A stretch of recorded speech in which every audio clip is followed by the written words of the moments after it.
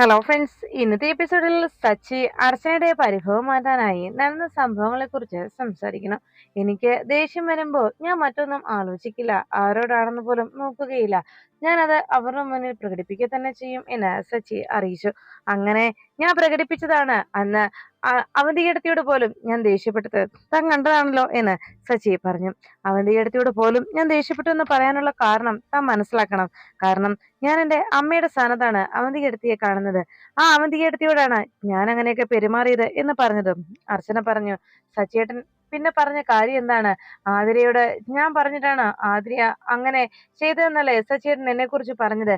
ഞാൻ നിർബന്ധിച്ചിട്ടാണ് അങ്ങനെ ഒരു ശ്രമം ആതിര നടത്തിയെന്നല്ലേ സച്ചിയേട്ടൻ പറഞ്ഞത് എന്ന് ചോദിച്ചതും ഉടനെ സച്ചി അർച്ചനയോട് പറഞ്ഞു, ഏയ് ഞാൻ അങ്ങനെയൊന്നും പറഞ്ഞിട്ടില്ല, അങ്ങനെയൊന്നും പറഞ്ഞിട്ട് എനിക്ക് ഓർമ്മ പോലുമില്ല എന്ന് സച്ചി പറയുമ്പോ അർച്ചന പറഞ്ഞു, എന്നാലേ സച്ചേട്ടൻ പറഞ്ഞൊക്കെ എനിക്ക് നല്ല ഓർമ്മയുണ്ട്, സച്ചേട്ടൻ പറഞ്ഞതാണ് എന്ന് എനിക്ക് വ്യക്തമായിട്ട് അറിയുകയും ചെയ്യാം എന്ന് അർച്ചന സച്ചിയോട് പറയുന്നത് കേട്ട് സച്ചി പറഞ്ഞു, ഓ ചിലപ്പോ അങ്ങനെ പറഞ്ഞിട്ടുണ്ടായിരിക്കാം, അതൊക്കെ അപ്പോഴത്തെ ദേഷ്യത്തിൽ ഞാൻ പറഞ്ഞു പോയതല്ലേ, അതെല്ലാം മനസ്സിൽ വെച്ചുകൊണ്ട് ഇങ്ങനെ നടക്കാൻ പാടുണ്ടോ എന്ന് സച്ചി അർച്ചനയോട് ചോദിക്കുന്നു. പിന്നെ ഞാനപ്പോ എനിക്ക് വല്ലാത്ത ദേഷ്യം വന്നതുകൊണ്ടാണ് അങ്ങനെ പ്രതികരിച്ചത്, ദേഷ്യവും വിഷമവും വന്നു താൻ അങ്ങനെ പറഞ്ഞപ്പോ, അതുകൊണ്ടാണ് അങ്ങനെയെല്ലാം ഞാൻ ചെയ്തതും. ഒരു പക്ഷേ താൻ ആയതുകൊണ്ട് മാത്രം ഞാൻ തല്ലിയില്ല എന്നേ ഉള്ളൂ, അതാണ് ഞാൻ പറഞ്ഞു വന്നത്. ഇനിയും ഇങ്ങനെയൊന്നും ഓരോ ഊഹാപോഹങ്ങൾ പറഞ്ഞ് വെറുതെ എന്നെ ഓവർ ടെൻഷനിലാക്കരുത്. ഇപ്പോ എന്റെ ഭാര്യയും ഏട്ടത്തിയും ഒരേ കാര്യം തന്നെ ആവശ്യപ്പെട്ടു, അതിൽ ന്യായം ആരുടെ ഭാഗത്താണെന്ന് ഞാൻ തിരിച്ചറിഞ്ഞത് കൊണ്ടല്ലേ എന്റെ ഭാര്യയ്ക്കൊപ്പം നിന്ന് ആതിരയുടെയും സന്ദീപിന്റെയും വിവാഹം നടത്താൻ ഞാൻ കൂട്ടുനിന്നത്. ഇനിയും അങ്ങനെയുള്ള കാര്യങ്ങൾ എന്റെ ഭാഗത്തുനിന്ന് തന്റെ കൂടെ നിന്ന് ഞാൻ ചെയ്യുകയും ചെയ്യും. അതോർത്ത് താൻ ഒരിക്കലും ടെൻഷൻ ആവേണ്ടതില്ല. പക്ഷേ താൻ ഇങ്ങനെ ചെയ്താൽ അത് എന്നെ വളരെ വേദനിപ്പിക്കും, അതാണ് ഞാൻ പറഞ്ഞത്. ഇനിയും താൻ ഇങ്ങനെ ഈ പരിഭവത്തോടെ നിൽക്കാതെ കാര്യങ്ങൾ വ്യക്തമായി മനസ്സിലാക്കി അതിൻ്റെതായ രീതിയിൽ തിരിഞ്ഞ് മനസ്സിലാക്കി അതിനോട് പൊരുത്തപ്പെടാൻ ശ്രമിക്കണം. പിന്നെ ഇവിടെ ഇപ്പോ ഉള്ള പ്രശ്നം ആതിരയുടെയും സന്ദീപിന്റെയും വിവാഹകാര്യം അച്ഛനെ അറിയിക്കുക എന്നുള്ളതായിരുന്നു. അത് നമ്മൾ അച്ഛനോട് പറയാൻ തന്നെ തയ്യാറായി വന്നതായിരുന്നല്ലോ. അപ്പോഴാണല്ലോ ഇങ്ങനെയെല്ലാം സംഭവിച്ചത്. ഇനി എന്തായാലും നമ്മൾ അത് മുന്നോട്ട് നീട്ടിക്കൊണ്ടു പോകുന്നില്ല. നാളെ തന്നെ തീർച്ചയായിട്ടും ഈ വിവരം നമ്മൾ അച്ഛനോട് പറയും. അച്ഛൻ ഇക്കാര്യം നാളെ അറിയിക്കുകയും ചെയ്യും എന്ന് സച്ചി അറിയിച്ചു. അത് കേട്ട ഉടനെ തന്നെ അർച്ചന ചോദിച്ചു, അച്ഛന് സമ്മതിച്ചില്ലെങ്കിലോ? പിന്നെ എന്താ ചെയ്യുക? ആതിരയുമായിട്ടുള്ള വിവാഹത്തിന് അച്ഛൻ സമ്മതിച്ചില്ല എങ്കിലോ? അതോടൊപ്പം തന്നെ അനഘയുമായി സന്ദീപിന്റെ വിവാഹം നടത്താനുള്ള തീരുമാനത്തിലാണ് അച്ഛനെന്ന് എനിക്ക് തോന്നുന്നു എന്ന് സച്ചിയോട് അർച്ചന അറിയിച്ചു. അത് കേട്ട ഉടനെ തന്നെ സച്ചി പറഞ്ഞു, അങ്ങനെയാണെങ്കിൽ പോലും അച്ഛൻ കൊടുത്ത തീരുമാനത്തിൽ നിന്ന് പിന്മാറാൻ അച്ഛന് മാത്രമേ കഴിയുകയുള്ളൂ. അച്ഛൻ അങ്ങനെ ഒരു തീരുമാനം എടുത്തിട്ടുണ്ടെങ്കിൽ, അങ്ങനെ ഒരു വാക്ക് നൽകിയിട്ടുണ്ടെങ്കിൽ അതിൽ നിന്ന് പിന്തിരിയാൻ അച്ഛനെ കൊണ്ട് മാത്രമേ സാധിക്കൂ. അതുകൊണ്ട് തന്നെ അച്ഛനോട് നമ്മൾ ഇക്കാര്യം അറിയിക്കും. എന്നിട്ടും അച്ഛൻ അതിന് വഴങ്ങുന്നില്ല എങ്കിൽ സന്ദീപിന്റെയും ആതിരയുടെയും വിവാഹം നടന്ന കാര്യവും നമ്മൾ അറിയിക്കും. അങ്ങനെ ഒരു പെൺകുട്ടിയെ വിവാഹം കഴിച്ചയാള് മറ്റൊരു പെൺകുട്ടിയെ കൂടി താലി ചാർത്താൻ അച്ഛൻ ഒരിക്കലും അനുവദിക്കുകയില്ലല്ലോ. അതുകൊണ്ട് തന്നെ അക്കാര്യം ഓർത്ത് ടെൻഷൻ ആവേണ്ടതില്ല. എന്തായാലും ഈ ഒരു പ്രശ്നം നമ്മൾ നാളെ തന്നെ പരിഹരിക്കുമെന്ന് സച്ചി അർച്ചനയ്ക്ക് വാക്ക് നൽകുന്നു. സത്യമാണോ സച്ചിയേട്ടാ എന്ന് അർച്ചന വീണ്ടും ആവർത്തിച്ച് ചോദിച്ചു. സച്ചി അർച്ചനയോട് പറഞ്ഞു, സത്യമാണോ? ഈ പ്രശ്നം നമ്മൾ ഇനി അധികം നാൾ നീട്ടിക്കൊണ്ടു പോകുന്നില്ല, ഉടനെ തന്നെ ഇതിനൊരു പരിഹാരം നമ്മൾ കാണുക തന്നെ ചെയ്യും. താൻ എന്നെ വിശ്വസിക്കണോ എന്ന് സച്ചി അർച്ചനയോട് പറയുന്നു. തന്നെ എനിക്ക് വിശ്വാസമുള്ളതുപോലെ ഇവിടെ അവന്തികേടത്തിയും ഈ വീട്ടിലുള്ള എല്ലാവരെയും ഞാൻ വിശ്വസിക്കുന്നുണ്ട്. അതുകൊണ്ട് തന്നെ ഇനിയും അത്തരത്തിലുള്ള ചിന്തയോ സംശയങ്ങളോ തന്റെ ഭാഗത്തു നിന്ന് ഇനി ഉണ്ടാകരുത്. അങ്ങനെയൊന്നും ഇനി ആലോചിക്കുകയും ചെയ്യരുത് എന്ന് അർച്ചനയോട് സച്ചി പറയുന്നു. അങ്ങനെ സച്ചി അർച്ചന പറഞ്ഞതെല്ലാം കേട്ട് അർച്ചനയെ സമാധാനിപ്പിച്ച് അവസാനം അർച്ചനയുടെ മുഖത്ത് പുഞ്ചിരി വിടരുന്നത് കണ്ടതോടെ സച്ചി പറഞ്ഞു, ഓ ഇപ്പോഴാണ് എനിക്കൊന്ന് സമാധാനമായത്. തന്റെ മുഖം ഒന്ന് തെളിഞ്ഞു കണ്ടല്ലോ. പിന്നെ ഈ പ്രശ്നത്തിന് ഉടനെ തന്നെ നമ്മൾ പരിഹാരം കാണും, അത് തീർച്ചയാണ്. താനതൊന്നും ഓർത്ത് ടെൻഷൻ ആവേണ്ട. ഉടനെ തന്നെ ഇതിനെല്ലാം നമ്മൾ ഉടനെ പരിഹാരം ഉണ്ടാക്കുമെന്നതിൽ യാതൊരു തർക്കവും വേണ്ട. പിന്നെ അതുവരെ ഇക്കാര്യങ്ങളൊന്നും തൽക്കാലം ആതിരയോ വൃന്ദാവനത്തിലുള്ളവരോ അറിയണ്ട. വെറുതെ എന്തിനാ അവരെ കൂടി ടെൻഷൻ ആക്കുന്നത്? അത് മാത്രമല്ല, ആതിരയോട് ഇക്കാര്യം തൽക്കാലം പറയണ്ട. അനഘ ചെയ്ത കാര്യങ്ങളും ഒന്നും ആതിരയെ തൽക്കാലം അറിയിക്കേണ്ട എന്ന് ശശി അർച്ചനയോട് പറഞ്ഞു. അങ്ങനെ അവർ സംസാരിച്ച് തീരുമാനത്തിലെത്തി കഴിയുമ്പോഴാണ് അവിടേക്ക് സന്ദീപ് എത്തിയത്. ഏട്ടാ, എനിക്ക് ചില കാര്യം പറയാനുണ്ട് എന്ന് പറഞ്ഞുകൊണ്ട് സന്ദീപ് അരികിലേക്ക് എത്തിയതും ശശി പറഞ്ഞു, ഞങ്ങളും നിങ്ങളുടെ കാര്യം സംസാരിച്ചുകൊണ്ടിരിക്കുകയായിരുന്നു. ആതിരയുടെയും സന്ദീപിന്റെയും വിവാഹകാര്യത്തെ കുറിച്ച് അച്ഛനോട് ഇക്കാര്യം പറയുന്നതിനെ കുറിച്ചുമൊക്കെ ഞങ്ങൾ സംസാരിക്കുകയായിരുന്നു എന്ന് സച്ചി പറഞ്ഞതും സന്ദീപ് പറഞ്ഞു, ഏട്ടാ, ഞാൻ ഇക്കാര്യം അച്ഛനോട് അവതരിപ്പിക്കണമെന്ന് കരുതിയതാണ്. ഞാനിതിനിടയ്ക്ക് ആതിരയെ വിളിച്ചിരുന്നു. ഇവിടെ അനഘയുടെ പ്രവൃത്തിയെക്കുറിച്ച് ആതിരയെ ഞാൻ അറിയിച്ചു. അച്ഛൻ എന്നോട് ഒരു കാര്യം ആവശ്യപ്പെട്ടു.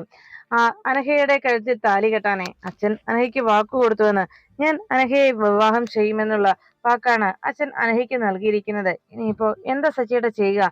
ഞാൻ ഈ വിവരം ആതിരയെ വിളിച്ച് അറിയിച്ചു. അനഘ ഇങ്ങനെ ഒരു പ്രവൃത്തി കാട്ടിയെന്നും ഞാൻ ആതിരയെ അറിയിച്ചു. ആതിര അതെല്ലാം കേട്ടതിന് ശേഷം എന്നോട് പറഞ്ഞത് ഇനി കൂടുതലൊന്നും പറയണ്ടായെന്നും അച്ഛനോട് എത്രയും വേഗം കാര്യങ്ങൾ അവതരിപ്പിച്ച് എന്റെയും ആതിരയുടെയും ജീവിതം അത് നല്ല രീതിയിൽ മുന്നോട്ട് പോകുന്നതിന് വേണ്ടിയുള്ള കാര്യങ്ങൾ ചെയ്യാനാണ്. അല്ലാത്ത പക്ഷം ആതിരയെ ഇനി വിളിക്കണ്ട എന്നും ആതിര പിന്നെ ഈ ലോകത്ത് ജീവനോടെ ഉണ്ടാവുകയില്ല എന്നുമാണ് ആതിര തന്നോട് പറഞ്ഞിരിക്കുന്നത്. അങ്ങനെ പറഞ്ഞ് ഫോൺ കട്ട് ചെയ്തു. അച്ഛനോട് സംസാരിച്ചതിന് ശേഷം മാത്രം ഇനി ആതിരയെ വിളിച്ചാൽ മതി എന്നാണ് ആതിരയുടെ അഭിപ്രായം എന്നും സച്ചിയോട് വിഷമത്തോടെ സന്ദീപ് അറിയിക്കുന്നു. ഇനി ഞാൻ എന്ത് ചെയ്യുമേട്ടാ, എന്താ ചെയ്യുക എന്നുള്ള യാതൊരു തീരുമാനത്തിലും എത്താൻ കഴിയാതെ ആകെ പ്രശ്നത്തിലായിരിക്കുകയാണ് ഏട്ടാ ഞാൻ. ഇനി എന്താ ചെയ്യുക എന്ന് സന്ദീപ് സച്ചിയോടും അർച്ചനയോടുമായി അന്വേഷിച്ചു. സച്ചി പറഞ്ഞു, നീ വേറൊന്നും ചെയ്യണ്ട, നാളെ ഇക്കാര്യം അച്ഛനോട് സംസാരിക്കണം. അതിൽ കൂടുതലൊന്നും ഇക്കാര്യത്തിൽ തീരുമാനമെടുക്കാനില്ല. അനഘയ്ക്ക് വാക്ക് കൊടുത്തിട്ടുണ്ട് എങ്കിൽ അത് തിരുത്താനും അച്ഛന് മാത്രമേ കഴിയുകയുള്ളൂ. അനഘയ്ക്ക് വാക്ക് കൊടുത്ത സ്ഥിതിക്ക് ആ വാക്ക് പിൻവലിക്കാനും അനഘയെ പറഞ്ഞ് മനസ്സിലാക്കാനും അച്ഛനെ കൊണ്ട് മാത്രമേ സാധിക്കുകയുള്ളൂ. അതുകൊണ്ട് തന്നെ നാളെ എന്ത് സംഭവിച്ചെന്ന് പറഞ്ഞാലും അച്ഛനോട് നീ എല്ലാ കാര്യവും തുറന്നു പറയണം സന്ദീപ്. ഇനിയും അതിന് താമസം വേണ്ട എന്ന് സച്ചി സന്ദീപിനോട് പറയുന്നു. എല്ലാം കേട്ടതിന് ശേഷം സന്ദീപും സച്ചി പറഞ്ഞ തീരുമാനത്തിൽ ഉറച്ചു നിൽക്കുന്നു. പിന്നീട് നന്ദൻ തന്നെ രക്ഷിച്ചു കൊണ്ടുവന്ന ആ തന്റെ സുഹൃത്തായിട്ട് മാറിയിരിക്കുന്ന അയാളുടെ വീട്ടിൽ അവിടെ എവിടെയെങ്കിലും അദ്ദേഹം ഉണ്ടോ എന്ന് പരതുന്നു. എല്ലായിടത്തും അദ്ദേഹത്തെ വിളിച്ച് അന്വേഷിച്ച് നന്ദൻ നടന്നിട്ടും അവിടെയെങ്ങും അദ്ദേഹത്തെ കാണാതായതോടെ നന്ദനാകെ ആശങ്കയിലായി. ഇദ്ദേഹം ഇതെവിടെ പോയി കാണും എന്നോർത്ത് ആകെ ടെൻഷനിലാവുന്നു നന്ദൻ വാതിൽ തുറന്ന് പുറത്തേക്ക് പോകാനായി ശ്രമം നടത്തിയിട്ടും വാതിൽ തുറക്കാനായി കഴിയുന്നില്ല. താൻ എവിടെയോ അകപ്പെട്ടു പോയി എന്ന് മനസ്സിലാക്കിയ നന്ദൻ എന്താ ഒരു പോംവഴി എന്ന് തലപുകഞ്ഞ് ആലോചിച്ചു. അപ്പോഴാണ് അവിടുത്തെ ലാൻഡ് ഫോൺ കണക്ഷൻ നന്ദൻ ശ്രദ്ധിച്ചത്. ആ ലാൻഡ് ഫോൺ കണക്ഷൻ കണ്ടതും വേഗം തന്നെ നന്ദൻ അതിനരികിലേക്ക് എത്തി ഫോൺ കയ്യിലെടുത്ത് ആ ഡയലിൽ ഞെക്കുന്നു. അവിടെ കുറെ തവണ തന്റെ വീട്ടിലേക്കുള്ള നമ്പറിലേക്ക് ഡയൽ ചെയ്തിട്ടും ആരും കോൾ എടുക്കുന്നില്ല. കോള് പോലും പോകാത്തതിൽ ആകെ നിരാശനാവുകയാണ് നന്ദൻ അവസാനം ആ റിസീവർ എടുത്ത് അവിടേക്ക് എടുത്ത് വെക്കുമ്പോഴാണ് ഫോൺ ഡിസ്കണക്ട് ആക്കിയിട്ടിരിക്കുന്ന കാഴ്ച ആ ഫോൺ ഡിസ്കണക്ട് ചെയ്തിരിക്കുന്നത് നന്ദൻ ശ്രദ്ധിക്കുന്നത്. ഇതെന്താ ഇവിടെ സംഭവിച്ചെന്നറിയാതെ ആകെ ടെൻഷനോടെ നന്ദൻ ഇങ്ങനെ ആലോചന മുഴുകുന്നു. താൻ എങ്ങനെ ഇതിൽ നിന്ന് രക്ഷപ്പെടും, അദ്ദേഹം തന്നെ ഇവിടെ ആക്കിയിട്ട് എവിടെ പോയിട്ടുണ്ടാവും എന്നെല്ലാം ഓർത്ത് നന്ദൻ ഇങ്ങനെ ആലോചിച്ച് നിൽക്കുമ്പോൾ സന്ധ്യ ഡോക്ടറെ കാണുവാനായി അവിടേക്ക് അർച്ചന എത്തി. സന്ധ്യ ഡോക്ടർ തന്റെ കയ്യിലിരിക്കുന്ന അബ്ദുൽ ഖാദറിന്റെ ഫോട്ടോയിൽ നോക്കി, എന്റെ ഇക്കയ്ക്ക് ഒരിക്കലും ഇതുപോലൊരു അപകടം ഉണ്ടാവുകയില്ല, അത് തീർച്ചയാണ്. ഇതിന് പിന്നിൽ മറ്റെന്തോ ചതിയുണ്ട്, എനിക്ക് ഉറപ്പായി. ഇന്ന് ഞാൻ പോലീസിന്റെ FIR കണ്ടിരുന്നു. അവരുടെ ആ FIRലും എനിക്ക് ചില കാര്യങ്ങൾ ബോധ്യമായിട്ടുണ്ട്. ഈ മരണം എന്റെ ഇക്കയ്ക്ക് സംഭവിച്ചത് അത് വെറും ഒരു അപകട മരണമല്ല, മറിച്ച് കരുതിക്കൂട്ടി എന്റെ ഇക്കയെ അപായപ്പെടുത്തിയതാണ് എന്ന് അർച്ചനയോട് വിഷമത്തോടെ സന്ധ്യ പറയുന്നു. സന്ധ്യയുടെ വാക്കുകൾ കേട്ട് അർച്ചന ഞെട്ടിയിരിക്കുമ്പോൾ സന്ധ്യ ഡോക്ടർ പറഞ്ഞു, എന്റെ ഇക്കയുടെ ജീവൻ എടുത്തവരാരാണെങ്കിലും അവരെ ഞാൻ വെറുതെ വിടില്ല. ഇനിയുള്ള എന്റെ ജീവിതം മുഴുവൻ അവരോട് പകരം ചോദിക്കുന്നതിന് വേണ്ടിയുള്ളതാണ്. ഞാൻ അവരെ ഇഞ്ചിഞ്ചായി തീർത്തു കളയും, അത് ഉറപ്പാണ്. എന്റെ ഇക്കയുടെ ജീവൻ എടുത്തവരോടുള്ള എന്റെ പ്രതികാരം ഇനി ഞാൻ തുടങ്ങാൻ പോകുന്നത് എന്ന് സന്ധ്യ ഡോക്ടർ പറയുന്നത് കേട്ട് അർച്ചന പറഞ്ഞു, ഡോക്ടർ ഇങ്ങനെ സങ്കടപ്പെട്ടുകൊണ്ട് ഇരിക്കരുത്. ഡോക്ടറോട് ഒരു കാര്യം എനിക്ക് പറയാനുള്ളത്. ഡോക്ടർ ദയവ് ചെയ്ത് ഇങ്ങനെ ഒരു കാര്യത്തിൽ വിഷമത്തോടെ ഇങ്ങനെ നിൽക്കരുത്. ഇപ്പോ എനിക്ക് പറയാനുള്ളത് വേറൊന്നുമല്ല. ഏത് സമയത്തും ഡോക്ടറെ കുറിച്ച് മാത്രം ആലോചിച്ച് സന്ധ്യ ഡോക്ടർ ഇങ്ങനെ ഇരിക്കുന്നത് കൊണ്ടാണ് ഡോക്ടറുടെ മനസ്സിൽ എപ്പോഴും അബ്ദുൽ ഖാദർ ഡോക്ടറെ കുറിച്ചുള്ള ചിന്തകൾ വന്നുകൊണ്ടിരിക്കുന്നത്. അതുകൊണ്ട് ദയവേത് ഡോക്ടറുടെ കാര്യങ്ങൾ മനസ്സിൽ നിന്ന് മായ്ക്കാനായിട്ടും അല്ലെങ്കിൽ ആ ഒരു ചിന്തയിൽ മുഴുകിയിരിക്കാതിരിക്കാൻ ഡോക്ടർ പഴയതുപോലെ ഹോസ്പിറ്റലിൽ പോയി തുടങ്ങണം. പേഷ്യൻസുമായി പഴയതുപോലെ ഇടപെടണം. എന്നാൽ മാത്രമേ ആ ഒരു പ്രശ്നത്തിൽ നിന്ന് ഡോക്ടർക്ക് രക്ഷപ്പെടാൻ കഴിയൂ എന്ന് അർച്ചന സന്ധ്യ ഡോക്ടറെ സമാധാനിപ്പിക്കുന്നു. അപ്പോഴേക്കും അർച്ചന മനസ്സിൽ കരുതി, ദൈവമേ, ഈ സാഹചര്യത്തിൽ സന്ദീപിന്റെയും ആതിരയുടെയും കാര്യം എങ്ങനെ ഡോക്ടറോട് ഞാൻ പറയും? അതോടൊപ്പം തന്നെ അന്ന് ആ വിജയ് നൽകിയ ആ ഡയറി ഞാൻ എങ്ങനെ ചോദിക്കും എന്നെല്ലാം ഓർത്ത് ആ അർച്ചന ആകെ ടെൻഷനിലാവുന്നു. അപ്പോഴാണ് സന്ദീപ് സേതുമാധവനെ കാണുവാനായി റൂമിലേക്ക് എത്തിയത്. സേതുമാധവൻ മയക്കത്തിലായിരുന്ന സമയത്ത് അരികിലേക്ക് എത്തി സന്ദീപ് വിളിച്ചു, അച്ഛാ. അപ്പോഴേക്കും, ആ മോനോ, എന്താ നീ വന്നത്, അകത്തേക്ക് വാ എന്ന് പറഞ്ഞ് റൂമിലേക്ക് കയറി വരാൻ സന്ദീപിനോട് പറയുന്നു. സന്ദീപ് അകത്തേക്ക് വന്നതും സന്ദീപിനെ നിൽപ്പും മട്ടും കണ്ടതോടെ സേതുമാധവൻ ചോദിച്ചു, നിനക്കെന്തോ ഗൗരവപരമായിട്ടെന്തോ എന്നോട് പറയാനുണ്ടെന്ന് തോന്നുന്നല്ലോ, എന്താ സന്ദീപ്? അപ്പോഴേക്കും സന്ദീപ് പറഞ്ഞു, അതെ, അച്ഛൻ പറഞ്ഞ ശരി തന്നെയാണ്. അച്ഛനോട് എനിക്ക് കുറച്ച് ഗൗരവമായിട്ട് ചില കാര്യം പറയാനുണ്ട് എന്ന് പറഞ്ഞതും, എന്തായാലും പറ, എന്റെ മക്കൾക്ക് എന്നോട് പറയാനായിട്ട് ഇത്രയും മുഖവരയുടെ ആവശ്യമുണ്ടോ എന്ന് സേതുമാധവൻ അന്വേഷിച്ചു. ഉടനെ സന്ദീപ് പറഞ്ഞു, ഇക്കാര്യം ഞാൻ നേരത്തെ പറയേണ്ടതായിരുന്നു, ഇപ്പോ വൈകിപ്പോയി, എങ്കിലും ഇനിയെങ്കിലും ഇതെനിക്ക് പറയാതിരിക്കാനാവില്ല, അതുകൊണ്ടാണ് ഇപ്പോഴിത് പറയാമെന്ന് ഞാൻ തീരുമാനിച്ചത് എന്ന് സന്ദീപ് സേതുമാധവനെ അറിയിച്ചു. സേതുമാധവൻ എന്താ കാര്യമെന്ന് വീണ്ടും സന്ദീപിനോട് ചോദിച്ചു. സന്ദീപ് പറയാൻ തുടങ്ങി, അത് അച്ഛൻ ഞാൻ എന്ന് പറഞ്ഞ് സംസാരിച്ചു തുടങ്ങുമ്പോഴേക്കും സന്ദീപിന്റെ ഫോണിലേക്ക് ഒരു കോൾ വരുന്നു. സന്ദീപ് കോൾ എടുത്ത് നോക്കിയതും അറിയാത്ത പരിചയമില്ലാത്ത നമ്പർ ആയതുകൊണ്ട് അത് ഡിസ്കണക്ട് ആക്കി ഫോൺ തന്റെ പോക്കറ്റിലേക്ക് ഇട്ടതിന് ശേഷം സേതുമാധവനോട് സംസാരിക്കാൻ തുടങ്ങി. അച്ഛാ, ഞാൻ പറയാൻ വന്നത് വിവാഹക്കാരൻ തന്നെയാണ്, അത് എന്താന്ന് വെച്ചാൽ എന്ന് പറഞ്ഞതും വീണ്ടും ആ നമ്പറിൽ നിന്ന് തന്നെ കോൾ വരുന്നു. ഇത് കണ്ടതോടെ സന്ദീപ് അറ്റൻഡ് ചെയ്യാതെ എടുത്തു വെക്കാൻ തുടങ്ങിയതും സേതുമാധവൻ പറഞ്ഞു, സന്ദീപ്, നീ ആദ്യം ആ കോൾ അറ്റൻഡ് ചെയ്യ്, ആരെങ്കിലും അത്യാവശ്യക്കാരാണെങ്കിലോ അതിനുശേഷം സംസാരിക്കാം എന്ന് പറഞ്ഞു. ഉടനെ സന്ദീപ് കോൾ എടുത്തതും നെല്ലിശ്ശേരിയിലെ സേതുമാധവന്റെ മകൻ സന്ദീപ് അല്ലേ എന്ന് ചോദിച്ചു. അതെ, ആരെയാ നിങ്ങൾ വിളിച്ചത്, എന്തിനാ നിങ്ങൾ എന്നെ വിളിച്ചത് എന്നൊക്കെ സന്ദീപ് അന്വേഷിച്ചു. ഉടനെ അയാൾ പറഞ്ഞു, ഞാൻ ആരാണെന്ന് പറഞ്ഞാൽ നിനക്ക് മനസ്സിലാവില്ല, പക്ഷേ കുഴിയിലേക്ക് പോകാൻ കാലം നീട്ടിരിക്കുന്ന നിന്റെ അച്ഛനുള്ളോ നെല്ലിശ്ശേരി സേതുമാധവൻ, അയാൾക്ക് ചിലപ്പോ എന്നെ പറഞ്ഞാൽ മനസ്സിലായേക്കും എന്ന് പറഞ്ഞു. സന്ദീപ് ചോദിച്ചു, ഏയ് മിസ്റ്റർ, നിങ്ങൾ എന്തിനാ എന്നെ വിളിച്ച് ഇങ്ങനെയൊക്കെ സംസാരിക്കുന്നത്, നിങ്ങൾക്ക് ആള് മാറിയതാണ് എന്നൊക്കെ പറഞ്ഞ് സന്ദീപ് ഫോൺ വയ്ക്കാൻ ഒരുങ്ങുമ്പോഴേക്കും, ഞാൻ പറയുന്ന മുഴുവൻ നീ കേൾക്കടാ എന്ന് പറഞ്ഞ് അയാൾ ഭീഷണി ഉയർത്തി. അപ്പോഴേക്കും സന്ദീപ് ഫോൺ കട്ട് ചെയ്ത് കളഞ്ഞു. സന്ദീപ് ഫോൺ കട്ട് ചെയ്ത് സേതുമാധവനോട് സംസാരിക്കാൻ ഒരുങ്ങിയതും വീണ്ടും കോള് വന്നു. ഉടനെ തന്നെ സേതുമാധവനോട് സംസാരിക്കാനായി സന്ദീപ് പറഞ്ഞു, അച്ഛാ, ഞാൻ പറയാൻ വന്നത് വേറൊന്നുമല്ല എന്ന് പറഞ്ഞതും കോള് വീണ്ടും വന്നത് കണ്ട് സന്ദീപ് കോൾ എടുത്തിട്ട് ചോദിച്ചു, ഏയ് മിസ്റ്റർ, നിങ്ങൾക്ക് എന്താ വേണ്ടത്, നിങ്ങൾ കുറെ നേരം ആയല്ലോ വിളി തുടങ്ങിയിട്ട് എന്ന് ചോദിച്ചതും ഉടനെ അയാൾ പറഞ്ഞു, അതെ, എനിക്ക് വേണ്ടത് എന്താണോ അത് നിനക്ക് തൽക്കാലം തരാനാവില്ല, പക്ഷെ എനിക്ക് ചെയ്യാൻ പറ്റുന്ന മറ്റു പലതുണ്ട്. എനിക്ക് ചെയ്യാൻ പറ്റുന്ന കാര്യം ഞാൻ ചെയ്താൽ നിന്റെ അച്ഛൻ എന്ന് പറയുന്ന ആ സേതുമാധവൻ ഉണ്ടോ, നെല്ലിശ്ശേരി സേതുമാധവൻ, അയാൾ പിന്നെ ജീവനോടെ ഉണ്ടാവില്ല, അതാണ് സത്യം. അത് കേട്ടതും സന്ദീപിന് ആ കോള് അത്ര പന്തിയല്ല എന്ന് തോന്നുന്നു. അതുകൊണ്ട് തന്നെ സന്ദീപ് പതുക്കെ ആ കോളുമായിട്ട് പുറത്തേക്ക് ഇറങ്ങണം. അങ്ങനെ അയാൾ പറഞ്ഞു, അതെ, നീ ഇപ്പോ നിന്റെ അച്ഛനായിരിക്കും സംസാരിക്കാനായി പോകുന്നത്, നീയും ആ വൃന്ദാവനത്തിലെ ദയാനന്ദ മാഷിന്റെ ഇളയ മകൾ ആതിരയുമായിട്ടുള്ള പ്രണയബന്ധത്തെ കുറിച്ചല്ലേ. എന്നാൽ ആ പ്രണയം അതൊരിക്കലും നിന്റെ അച്ഛനെ നീ അറിയിക്കണ്ട, കാരണം ഒരിക്കലും അവളെ നിന്റെ ഭാര്യയെ നിനക്ക് കിട്ടാൻ പോകുന്നില്ല, അങ്ങനെ ഒരു മോഹം നീ ഉള്ളിൽ കൊണ്ടു നടക്കുകയും വേണ്ട എന്ന് പറഞ്ഞു സന്ദീപ് വേഗം ഫോണുമായിട്ട് പുറത്തേക്ക് ഇറങ്ങണം. താൻ ആരോടോ, താൻ എന്താ ഭീഷണിപ്പെടുത്തുകയാണോ?